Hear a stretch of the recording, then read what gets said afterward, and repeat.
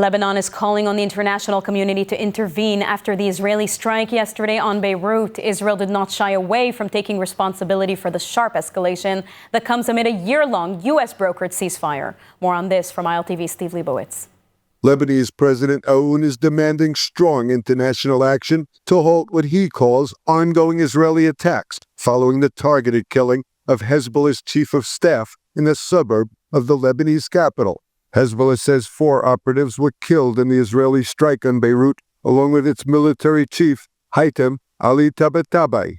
Lebanese officials identified 5 total dead and 28 wounded after the strike hit a multi-story building, sending debris crashing onto the main road below. Following the attack, Defense Minister Katz said anyone who raises a hand against Israel will have his hand cut off. He vowed Israel will not allow a return to the threat levels that existed before October 7th. The IDF confirms it eliminated Tabatabai, Hezbollah's number 2, and its so-called chief of staff in a precise airstrike in the heart of Beirut's Dahia stronghold.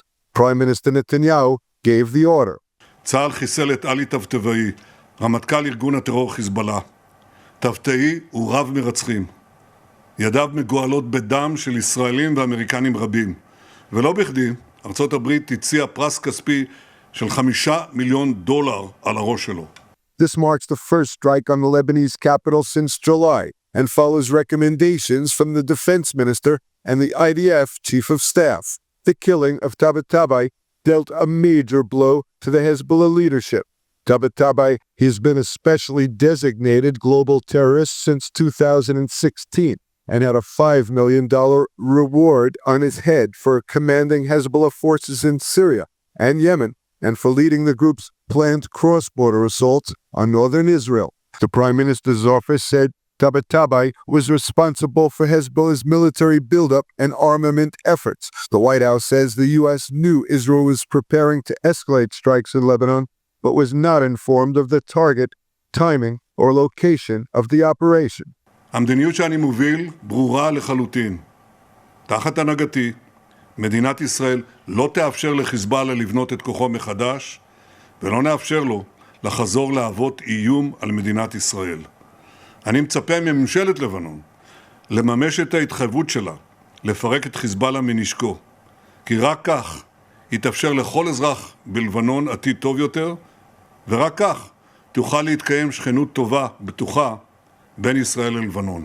The strike comes amid ongoing violations of the 2004 ceasefire. Israel says Hezbollah has been rebuilding its terror infrastructure, and the IDF has been carrying out frequent operations to stop it. A major figure in Hezbollah's hierarchy has been removed, and Israel is not saying this will be the last targeted strike in the Lebanese capital. The year-long U.S.-brokered ceasefire is facing its biggest challenge. And now, with this dramatic escalation in Beirut, where Israel's targeted strike has eliminated Hezbollah's de facto military chief and has prompted Lebanon to call for international intervention, I am now joined by Hussein Abdul Hussein, research fellow at FDD. Thank you for joining us. Thanks for having me on. Israel eliminated Ali Tabatabai, Hezbollah's military chief, in the heart of Beirut. How significant is this assassination? We know he's been on the U.S. wanted list as well. I think the top significance is that Hezbollah has been claiming that since the war stopped, it has changed its mode of operation, that it has weeded out all the spies in its midst, that Israel does not have any insight into how the organization is rebuilding itself. I think by taking out the top military guy, we know that all of these Hezbollah claims are just claims. Hezbollah is rebuilding itself, but it's still vulnerable to Israeli attacks. Now, the IDF says this was a precise strike under direct orders from Netanyahu. Why do you think Israel would choose to strike inside Beirut now and in such a high-profile way, despite the fragile ceasefire that was in place? Like Prime Minister Netanyahu said, Lebanon is not living up to its promise and its commitment that it signed in the cessation of hostilities last November. And if Lebanon is not going to do what it promised to do, that is to disarm Hezbollah, then someone else will have to do it. And this someone else happens to be Israel. So one of the sides or the parties will have to uphold UN Security Council Resolution 1701, the cessation of hostilities deal between the two sides. And the Lebanese, unfortunately, even though they promised and signed on it, they're not doing it. So Israel is stepping up. And at whatever cost, I think, Israel has to do what Israel has to do at this point. From a military standpoint, how severely does this weaken Hezbollah's operational chain of command? It does significantly. Apparently, this guy had some sort of talent that they deployed him to Yemen and to Syria. So his military expertise seems to have been vast. But this does not take out the whole chain of command. Of course, the chain of command was weakened in the last war between the two sides. But I think there are still a lot of Hezbollah generals that remain at large. And maybe Israel is still after them. But the organization still has the ability to wage war against Israel, which must keep this low-intensity war going between the two sides until, of course, as we said, the Lebanese state steps up and disarms Hezbollah. So we're hearing the Lebanese president, Joseph Aoun, is asking for global action against the Israeli attacks. What is likely to happen next, do you think? I think Lebanon lost credibility with the United States and with the global community. Lebanon promises things and it doesn't live up to them, and that's a big problem. And they go by the same template. They have changed the sequence of steps, the order of things. The agreement and the cessation of hostilities was Hezbollah to be disarmed, then Israel stops policing Hezbollah, and Israel withdraws from the 5 hilltops. Now the Lebanese are demanding that Israel stops policing first and withdraws from the hilltop, and then they might or might not disarm Hezbollah. This is not in the agreement. Everyone knows it. Washington knows it. And I think at this point, even the relationship, which was friendly between Washington and Beirut until very recently, has become sour. We've just seen Washington cancel all the meetings of the Lebanese army commander who was visiting Washington. So I don't think world capitals are taking Beirut's statements for real this time. But where does this leave Lebanon's government? Can Beirut realistically disarm Hezbollah as Netanyahu demands, or is that simply impossible given Hezbollah's power in the country? The Lebanese government has been as wily as mercurial as possible on this. On one hand, they say that the Lebanese army does not have the capabilities to take on Hezbollah. And then when the United States approves $200 million in aid to the Lebanese armed forces, then President Aoun says, if we take on Hezbollah, there'll be civil war. So they're not sure which excuse they're trying to use. But what we know for sure is that there's no will to take on Hezbollah. Maybe they prefer that Hezbollah does it, which is not really that good anyway. But what we know for sure is that Lebanon is not moving on Hezbollah. And like I said, if they don't do, someone else will have to do it. And this someone happens to be Israel. Hussein Abdul Hussein, thank you very much. Thank you. According to new assessments, Iran has already restored most of the missile stockpile destroyed by Israel during June's 12-day war and is now reportedly quickly approaching its pre-war inventory. Israeli media reports Tehran is on track to field around 2,000 surface-to-surface missiles capable of hitting Israel within just months. Part of Iran's arsenal survived Israel's strikes by being hidden in deep underground tunnel networks, and since the war, Iran has worked around the clock to replenish the rest. During the June conflict, Iran fired over 550 ballistic missiles and more than 1,000 attack drones toward Israel. Another 1,000 missiles and 250 launchers were destroyed on the ground by Israeli forces. But intelligence officials warn Iran's next war plan is far more dangerous. Tehran supposedly intends to launch up to 2,000 missiles simultaneously, a saturation strike designed to overwhelm Israel's air defenses. While Iran apparently has not resumed uranium enrichment to previous high levels, It is rebuilding damaged nuclear infrastructure, including new fortified sites, among them a secretive facility nicknamed Pickaxe Mountain. Analysts say the combination of nuclear reconstruction and rapid missile replenishment signals a long-term Iranian strategy: recover, expand, and prepare for the next confrontation. Israeli defense officials now warn that any future war with Iran will be longer, harder, and broader, likely extending to Iranian-backed militias in Syria, Iraq, and Yemen. Israeli Defense Minister Israel Katz has ordered a new program to protect Israel's air superiority, increase long-range strike readiness, and prevent Iran from further advancing its missile and nuclear projects. Israel sees Iran's rapid rearmament not as routine military recovery, but as a direct countdown. A rebuilt Iranian missile force means the next war may not just be inevitable, but far more devastating than the last. As we move forward here at ILTV, we're not just delivering the news, we're carrying out a mission. Every day we work to strengthen Israel's global voice and stand firm for Zionism with factual pro-Israel reporting. By subscribing to our app, you're joining us as a partner in this mission, and you'll get access to our new 24/7 channel with live broadcasts at the top of every hour. Scan the QR code on your screen to subscribe now. More than 2 years after the October 7th massacre, the IDF is now taking the most serious internal action yet.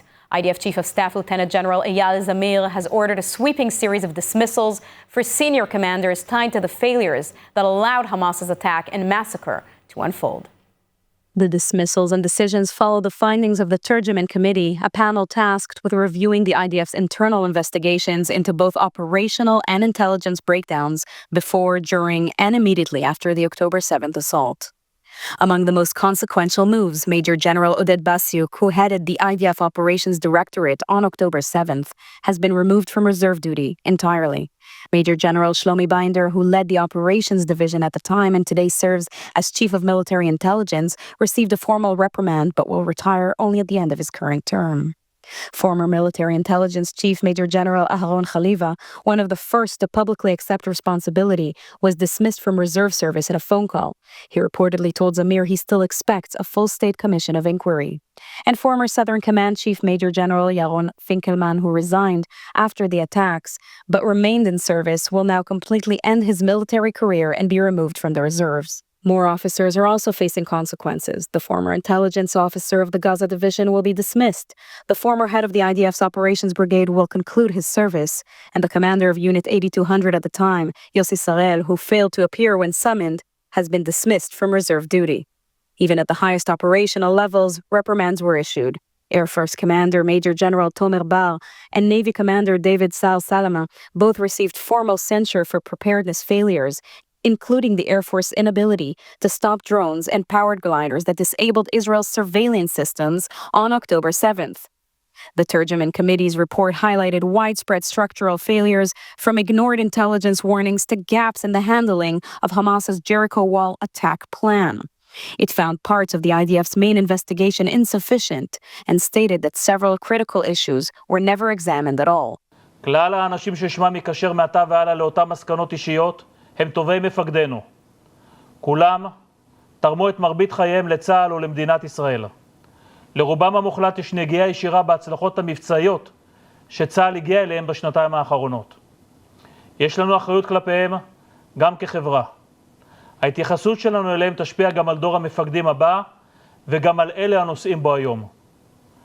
אל לנו להיות ארץ אוכלת מפקדיה. אין לנו את הפריבילגיה הזו. הולך תמים ופועל צדק ודובר אמת בלבבו. אמשיך להוביל את צה"ל לאורה של האמת ומתוך אחריות ודבקות במשימה. Zamir says these are only the first steps and that full accountability requires an external, system-wide review. But the government continues to oppose a formal state commission of inquiry, arguing that the nation is too divided to withstand such a process during an ongoing conflict. Opponents, from former commanders to October 7th survivor groups, insist that anything short of a full independent commission leaves key political decisions untouched and risks bearing the most painful lessons. Should convicted terrorists be executed? Israeli Public Security Minister Itamar Ben-Gvir says yes, and his bill just cleared its first Knesset hurdle with unprecedented support from some in the IDF and the Shin Bet. But as the next vote looms, critics warn the law threatens Israeli democracy, while supporters say it could stop future attacks and prevent another Sinwar from ever walking free. More from ILTV reporter Alec Pollard. 1 year ago, at this exact station of the Tel Aviv light rail, 7 Israelis were shot dead by 2 Palestinian gunmen, one of many deadly terror attacks that have occurred in Israel over the years. In this incident, the assailants were shot dead, but sometimes they survive and are given life sentences in prison. Should they receive the death penalty instead? Public Security Minister Itamar Ben-Gvir thinks so. His religious Zionist party have managed to push the proposed legislation through a first hearing in parliament, and for the first time have gained public support from officials in the IDF and Shin Bet security services. But as the second hearing approaches, opposition from lawmakers and legal bodies increases, claiming it infringes on democratic norms and won't achieve the desired deterrence. On the other hand, proponents of the law claim not only will it deter attackers, but also prevent deadly prisoners from being released in hostage exchange deals. Many such terrorists, with blood on their hands, walk free in exchange for hostages taken on October 7th. But this isn't new. Back in 2011, over 1,000 Palestinian prisoners were released in exchange for one IDF soldier, Gilad Shalit.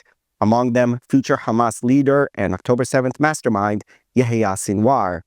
The proposed law would pass with a simple majority without a chance of appeal, the penalty administered with a poison injection within 90 days of sentencing. One compromise being proposed is that the death penalty will not be automatic for those convicted of terror offenses, but instead it will depend on the judgment of the judges in the case. For now, Minister Ben-Gvir has not ruled out that option. This law is one of the most significant pieces of legislation ever proposed in Israel and one of the most controversial. But in the aftermath of the October 7th massacre, it may have a chance of passing for the first time. Israel has approved a new plan to bring the remaining members of India's Bnei Menashe community to Israel by 2030.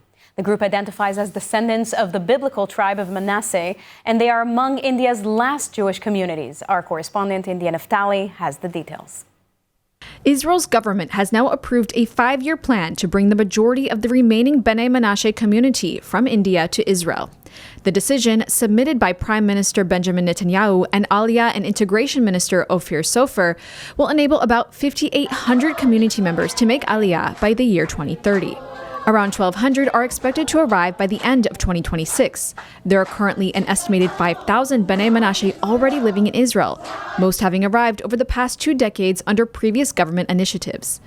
The Bnei Menashe live primarily in the northeastern Indian states of Mizoram and Manipur, within the Kuki-Chin and Mizo communities.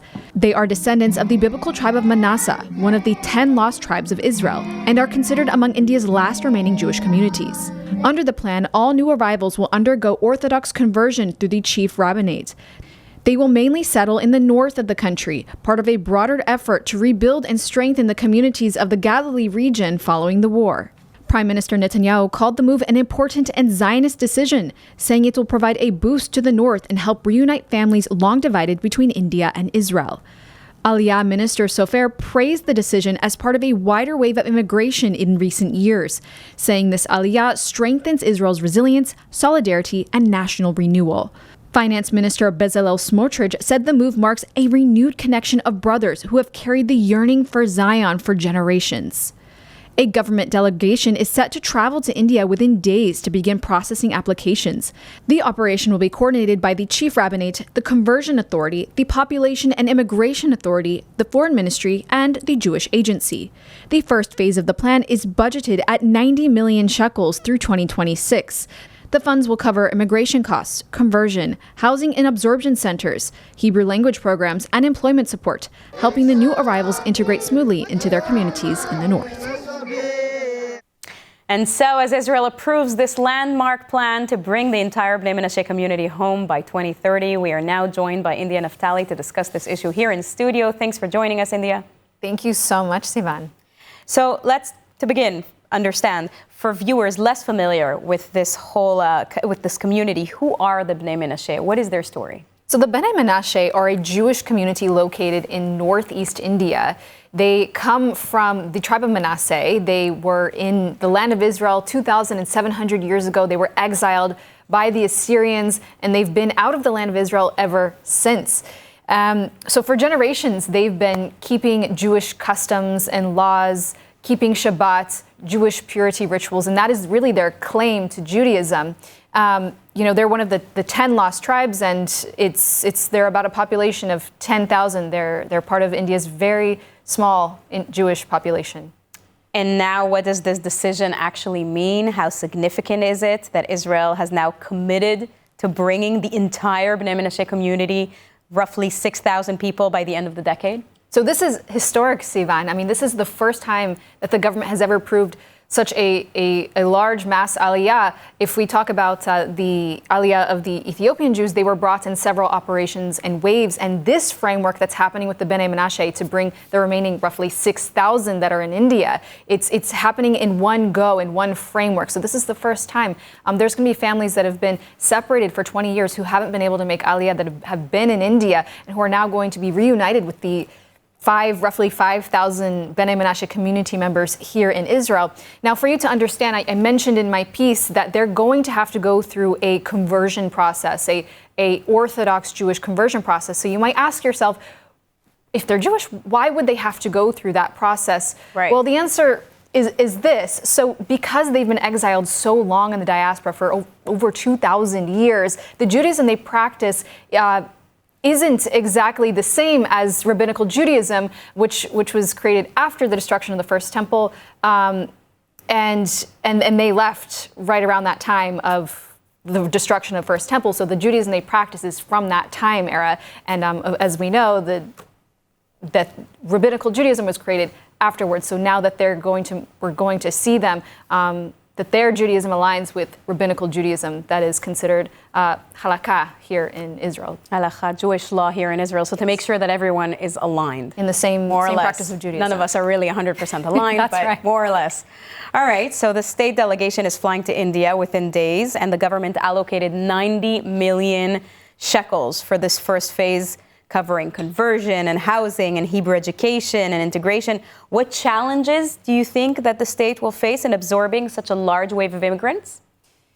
Certainly the question of education, a lot of them come from communities where they don't have traditional education, so coming and finding job placement might be a difficult issue. But like you said, 90 million shekels is a huge pledge to make sure that these new members of our society have a smooth landing, and it's going to be invested in hopefully education, definitely housing, and they already have quite a significant community here to welcome them and show them the ropes. And what are some of the actual community members saying about this big move? Sivan, I know people who it's been their entire life's work for the past 20 years to bring this piece of the diaspora home to Israel. So for them, this is a completion of their life's dream. I mean, this is just the beginning of a historic moment of really bringing all Jews from across the world home to Israel. Wow, fantastic. I mean, it will be incredible to see this new wave of aliyah of immigration coming to Israel, integrating, absorbing, and joining the Israeli public here in Israel, the Holy Land. Thank you very much, India Naftali. Thank you, Sivan. Now let's take a look at the weather forecast. A thunderstorm and partly rainy showers are expected around most of the country tonight, with temperatures reaching lows of 18 degrees Celsius or 65 degrees Fahrenheit. Then tomorrow we'll see partly cloudy skies alongside steady temperatures, seeing highs of 22 degrees Celsius or 72 degrees Fahrenheit. That's a wrap for today's news. For the latest updates from Israel on all your devices, be sure to follow our ILTV channels and our new live channel. And you can also catch us on Screen IL with 24/7 live coverage. Stay informed with the latest news straight from the heart of Israel. I'm Sivan Raviv. Be well, be safe, and thank you so much for watching.